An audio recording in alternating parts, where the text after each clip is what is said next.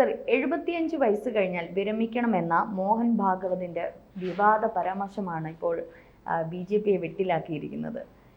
പ്രതിപക്ഷം ഇത് മോദിക്കെതിരെയാണ് എന്നുള്ളതാണ് പറയുന്നത്. അതെ, പ്രതിപക്ഷം അത് മുതലാക്കാൻ വേണ്ടി പരമാവധി ശ്രമിക്കുന്നു. പ്രതിപക്ഷത്തിന് മോഹത്തിൻ്റെ ഒരു ശകലം ഇപ്പോൾ കിട്ടിയിട്ടുണ്ട്, ഒരു തുമ്പ് വീണ് കിട്ടിയിട്ടുണ്ട് മോഹൻ ഭാഗവത്. പക്ഷേ നമ്മൾ ഓർക്കേണ്ടത് മോഹൻ ഭാഗവത് ഇതിനു മുമ്പും അങ്ങനെ തന്നെ പറഞ്ഞിട്ടുണ്ട്. 75 വയസ്സ് കഴിഞ്ഞവർ ഉന്നത പദവികൾ ഇരിക്കുന്നതും രാഷ്ട്രീയത്തിൽ ഇരിക്കുന്നതും നിർത്തണം എന്ന് പൊതുവായിട്ട് അദ്ദേഹം പറയാനുള്ള കാരണം LK അദ്വാനി, മുരളി മനോഹർ ജോഷി, ജസ്വന്ത് സിംഗ് തുടങ്ങിയ നേതാക്കളെ മോദി വിരമിപ്പിച്ചിട്ടുണ്ടായിരുന്നു. അപ്പൊ അതുമായി ബന്ധപ്പെട്ട് അതാര് പറയുന്നതാ? അല്ല, അത് പ്രതിപക്ഷം തന്നെ പറയുന്നത്. മോഹൻ ഭാഗവത് അങ്ങനെ അദ്ദേഹം പറയുന്നതല്ല, പ്രതിപക്ഷം പറയുന്നതാണ്. അപ്പൊ അത്തരത്തില് ഇപ്പൊ ഇദ്ദേഹം പറയുന്നതിനോട് എന്താണ്, കാരണം മോദി ഉദ്ദേശിച്ചല്ലേ പറയുന്നത്. അതെ, ഇതുകൊണ്ട് തന്നെ മനസ്സിലാക്കാൻ മോദി വലിയൊരു ഭീഷണിയാണ് അവർക്ക്. മോദി ഇരിക്കുന്നത് അവരുടെ പ്രധാനപ്പെട്ട ശശി തരൂരിനെ വിളിച്ചുകൊണ്ട് പോകുന്നു. ഈ മോദി ഇരുന്ന് കഴിഞ്ഞാൽ ഇനി ശരിയാവില്ല. കോൺഗ്രസ് ഉള്ളവർ മുഴുവൻ ഇങ്ങനെ ഓരോന്നാണ്ട് അടപടലേ ഇങ്ങനെ പൊയ്ക്കൊണ്ടിരിക്കും BJPയിലേക്ക്. അതിൻ്റെ ഭാവി അദ്ദേഹം പറഞ്ഞതുപോലെ കോൺഗ്രസ് മുക്ത ഭാരതം എന്നുള്ളത് ഏതാണ്ട് സാധ്യമായിട്ട് തീരും. ആ പേടി നന്നായിട്ട് അലട്ടുന്നു. അപ്പം എങ്ങനെങ്കിലും ഇദ്ദേഹത്തിന് ഒന്ന് തടയിടാൻ പറ്റുമോ, അതിനെന്തെങ്കിലും ഒരു വിള്ളൽ ഈ അണക്കെട്ടി കണ്ടെത്താൻ കഴിയുമോ എന്നുള്ളത് ഗവേഷണം ചെയ്തുകൊണ്ടിരിക്കുക. അപ്പോഴാണ് മോഹൻ ഭാഗവത് പറഞ്ഞത്. എന്താ പറഞ്ഞത്? 75 വയസ്സ് കഴിഞ്ഞവർ പിന്നെ സക്രിയമായിട്ടുള്ള രാഷ്ട്രീയത്തിൽ നിന്നും അധികാര സ്ഥാനങ്ങളിൽ നിന്നും വിരമിക്കണം. അദ്ദേഹം നേരത്തെ പറഞ്ഞത് ശരിയായിട്ടുള്ള കാര്യം, വളരെ ശരിയായിട്ട് പൊതുവെയുള്ള കാര്യമാണ് അദ്ദേഹം പറയുന്നത്. ഇപ്പം മോദി മാറണമെന്നുണ്ടെങ്കിൽ RSSൻ്റെ ചിട്ടാക്രമം അനുസരിച്ച് അദ്ദേഹം ഇത് പറയുക. RSSും BJPയും തമ്മിലൊരു കോർഡിനേഷൻ മീറ്റിംഗ് ഉണ്ട്. ആ മീറ്റിങ്ങിൽ വെച്ചാണ് ഇത് പറയുക. മാറണമെന്നുള്ളത് പറയുക. അത് നമ്മൾ ഒരൊറ്റ മനുഷ്യരും അറിയില്ല, പത്രങ്ങളും അറിയില്ല, മാധ്യമങ്ങളും അറിയത്തില്ല. ആ തീരുമാനം നടപ്പാവുകയും ചെയ്യും. കാരണം എന്താണെന്നറിയാം, അവരുടെ ഒരു രീതി, ഇതിൻ്റെ ഒരു കെമിസ്ട്രിയെ പറ്റി അറിയാത്തതുകൊണ്ടാണ് കോൺഗ്രസ്സുകാർ ഇങ്ങനെയൊക്കെ പറയുന്നത്. ഇപ്പോൾ അങ്ങനെ ഒരു മീറ്റിങ്ങിൽ RSS എന്തെങ്കിലും ഒരു നിർദ്ദേശം വെച്ചാൽ BJP അതിനെ എതിർക്കില്ല. അതാണ് അവരുടെ ഒരു കെമിസ്ട്രി. BJP എന്തെങ്കിലും നിർദ്ദേശം വയ്ക്കുന്നു എന്ന് നോക്കുക, RSS അതനുസരിക്കും. അങ്ങനെ ഒരു സജീവമായിട്ടുള്ളൊരു ഐക്യദാർഢ്യമാണ് അവർ തമ്മിലുള്ളത്. ഐക്യദാർഢ്യം എന്ന് പറഞ്ഞാൽ ഒരാളിൻ്റെ കാര്യത്തിൽ ഇടപെടാറേയില്ല. എല്ലാ കാര്യത്തിലും പ്രധാനപ്പെട്ട രാഷ്ട്രത്തെ ബാധിക്കുന്ന കാര്യങ്ങളിൽ മാത്രമാണ് ഈ ഇടപെടലുള്ളത്. അത് അതേപടി മറ്റേ ഭാഗം അനുസരിച്ചിരിക്കും. അങ്ങനെ തന്നെയാണ് ഇന്നു വരെ നടന്നു പോന്നിട്ടുള്ളത്. അതുകൊണ്ടാണ് ആ ഐക്യം ഇന്നും നിലനിന്ന് പോകുന്നത്. ആവശ്യമില്ലാത്ത കാര്യങ്ങൾ, അങ്ങനെയുള്ള കാര്യങ്ങളൊന്നും ഇടപെടാറില്ല. ഇപ്പം മോദിക്ക് 75 വയസ്സ് കഴിഞ്ഞ് ഇരിക്കണമെന്ന് തന്നെയാണ് RSSൻ്റെ ആഗ്രഹം. കാരണം മോദി ഇരുന്നാലാണ് രാഷ്ട്ര സുരക്ഷ കറക്റ്റായിട്ട് നടപ്പാവുന്നത്. വിദേശ രാജ്യങ്ങളുമായിട്ടുള്ള ബന്ധം പൂർവാധികം ശക്തിപ്പെടുന്നു. ഒരു വിശ്വഗുരുവായിട്ട് മാത്രമല്ല, മോദിയുടെ ഒരു ജീവിതചര്യ ഒരു പക്ഷേ മറ്റ് ഏത് നേതാക്കളെക്കാൾ അദ്ദേഹം ഇപ്പോഴും സ്ട്രോങ് പവർഫുൾ ആണ്. അതെ, അദ്ദേഹത്തിന്റെ ആഹാരക്രമമാണെങ്കിലും അദ്ദേഹത്തിന്റെ വ്യായാമമാണെങ്കിലും അദ്ദേഹം രാവിലെ തന്നെ എഴുന്നേൽക്കുമെന്നാണ് പറയുന്നത്. എന്നിട്ട് അദ്ദേഹം ചെയ്യേണ്ടുന്ന കാര്യങ്ങളൊക്കെ ചെയ്യും. ഇത്ര മണിക്കൂർ ഉറങ്ങും. എല്ലാത്തിനും ഒരു കൃത്യതയുണ്ട്. ആ ഒരു കൃത്യത ഒരുപക്ഷെ മറ്റു ഒരു നേതാക്കന്മാരിൽ നമുക്ക് ഒരുപക്ഷെ ഇപ്പൊ VSൽ നമുക്കത് കാണാൻ പറ്റും. പക്ഷെ ചില നേതാക്കന്മാരിലെ ആ ഒരു കൃത്യത നമുക്ക് കാണാൻ പറ്റും. അദ്ദേഹത്തിന്റെ ആരോഗ്യം അതുപോലെ ഇത്രയും പ്രായം ഉണ്ടെന്ന് നമ്മൾ പറയൂ. ഈ പറഞ്ഞ LK അദ്വാനിയൊക്കെ ആണെങ്കിലും ഒരുപക്ഷെ ആ പ്രായമൊക്കെ എത്തിയപ്പോഴേ അദ്ദേഹത്തിന്റെ ശാരീരികമായിട്ട് വല്ലാണ്ട് ബുദ്ധിമുട്ടുകൾ അനുഭവിച്ചിരുന്നു. നമുക്കത് അറിയാം. പോകുമ്പോഴും വരും. എപ്പോഴും നടക്കുമ്പോഴും പോകുമ്പോഴും ഒക്കെ ഒരു പ്രൗഢി ഒരു പക്ഷേ മറ്റൊരു ഇനി അദ്ദേഹം എത്രയോ വർഷങ്ങൾ ഒരു പക്ഷേ നമ്മുടെ രാജ്യം ഭരിക്കണം. കാരണം അദ്ദേഹത്തോളം ഒരു ബുദ്ധി, ജ്ഞാനം, അല്ലെങ്കിൽ ഈ പറഞ്ഞോണം രാജ്യാന്തര തലങ്ങളിലൊക്കെ എല്ലാ രാജ്യങ്ങളെയും ഒത്തൊരുമിച്ച് കൊണ്ടുപോകാനും നമ്മളിപ്പോ ഓപ്പറേഷൻ സിന്ദൂറൊക്കെ നമ്മൾ കണ്ടതാണ്. അത്തരത്തിലൊരു നേതാവ് ഇനി വരുമോ എന്നുള്ളത് സംശയമാണ്. വളരെ പ്രധാനപ്പെട്ട കാര്യം ഇപ്പോൾ രഞ്ജിനി ചൂണ്ടിക്കാണിച്ചത്. അതിൽ നമ്മൾ നോക്കൂ, ഇത്രയും കാലം 3ാമത്തെ ടേമാണ്. ഒരിക്കലെങ്കിലും ഒരു മൂക്കിപ്പനി വന്നു പോലും അദ്ദേഹം അവധി എടുത്തിട്ടുണ്ടോ? വെളുപ്പാങ്കാലത്ത് 6 മണിക്ക് ഓഫീസിലേക്ക് പോകും മനുഷ്യൻ. ഓഫീസ് തുറക്കുന്ന ഇദ്ദേഹം. ബാക്കിയുള്ളവരൊക്കെ പല സമയം 6 മണി 8 മണി ഇങ്ങനെ വന്നുകൊണ്ടിരിക്കും. ഇത് കഴിഞ്ഞാൽ വൈകുന്നേരം പോകുന്നു. ഓഫീസെല്ലാം പോയി കഴിഞ്ഞ് അദ്ദേഹം പാതിരാത്രി ആകുമ്പോഴാണ് പോകുന്നത്. ഇതിനു മുമ്പേ അദ്ദേഹം വീട്ടിൽ ചിട്ടയോടുകൂടി യോഗ ആസനങ്ങളെല്ലാം, ശവാസനം ഉൾപ്പെടെയുള്ളതെല്ലാം ചെയ്തിട്ടാണ് ഇങ്ങോട്ട് വരുന്നത്. ഇന്ന് വരെ നമ്മളൊന്ന് നോക്കൂ, രാമക്ഷേത്രത്തിൻ്റെ ആ ഒരു ചടങ്ങിന് അദ്ദേഹം പോയത് കോവിഡ് അതിൻ്റെ പാരമ്യത്തിൽ നിൽക്കുന്ന സമയം, പീക്കിൽ നിൽക്കുന്ന സമയം.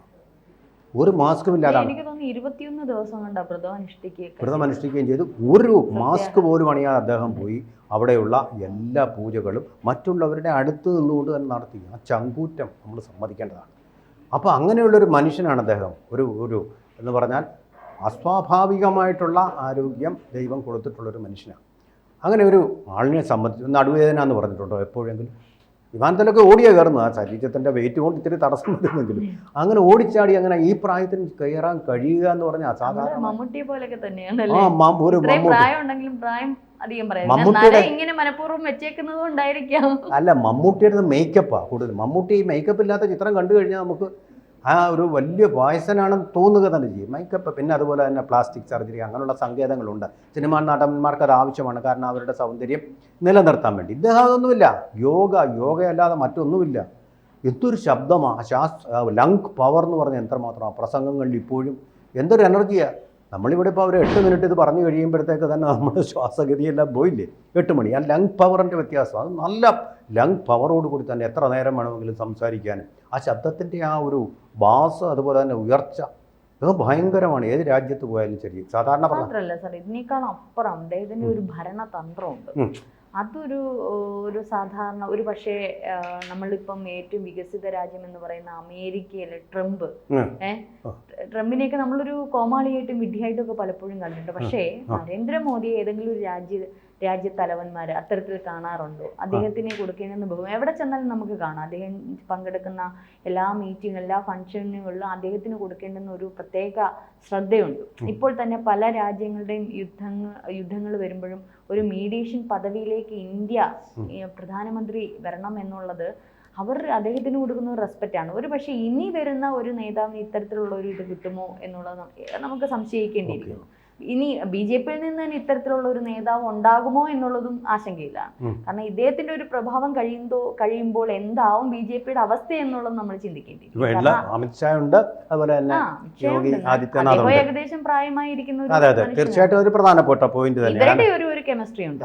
അമിത്ഷാ മോദി തമ്മിലുള്ള ഒരു കെമിസ്ട്രി ഉണ്ട്. അതുപോലൊരു കെമിസ്ട്രി വർക്കൗട്ട് ചെയ്ത് അല്ലെങ്കിൽ ആ ഒരു സൗഹൃദം നിലനിർത്തി ഭരണതന്ത്രങ്ങൾ മെനഞ്ഞ് അല്ലേ BJP ഒരു പക്ഷെ ഇത്തരത്തിൽ മൂന്നാം തരംഗത്തിലും ഇത്തരത്തിൽ രാജ്യത്തിന്റെ ഒരു വലിയ ഒരു ഇതിലേക്ക് ജനങ്ങളുടെ ഇടയിലേക്ക് എത്തിക്കാനുള്ള ഒരു കഴിവ് ഇനിയുള്ള നേതാക്കന്മാർക്ക് എത്രത്തോളം കാണുമെന്നുള്ള അറിയാം. ഇവരുടെ രണ്ടുപേരുടെ ഒരു ഇത് കഴിയുമ്പോഴത്തേക്കും എന്താകും അവസ്ഥയെന്ന്. പക്ഷേ പല ഭരണതന്ത്രങ്ങളും നമുക്കറിയാം, പല വികസന പദ്ധതികളും അല്ലേ നമ്മൾ കാണുന്ന നമ്മുടെ രാജ്യത്തിന്റെ GDP ഉൾപ്പെടെ ലോക നിലവാരത്തിൽ എത്തിക്കാനുള്ള സാമ്പത്തിക സ്ഥിതിയിലാണെങ്കിൽ ആ ഒരു തന്ത്രം അദ്ദേഹത്തിനോടൊപ്പം പല ഈ പറഞ്ഞോണം ബുദ്ധിയുള്ള ഉദ്യോഗസ്ഥരുണ്ടെങ്കിലും അദ്ദേഹത്തിന്റെ ആ ഒരു ഭരണ തന്ത്രങ്ങളും ഒരു പക്ഷെ മറ്റൊരാൾക്ക് കാണുക. അപ്പൊ ഇനി അദ്ദേഹം മുമ്പോട്ട് പോകട്ടെ എന്നാണ് ഞാൻ പറയുന്നത്.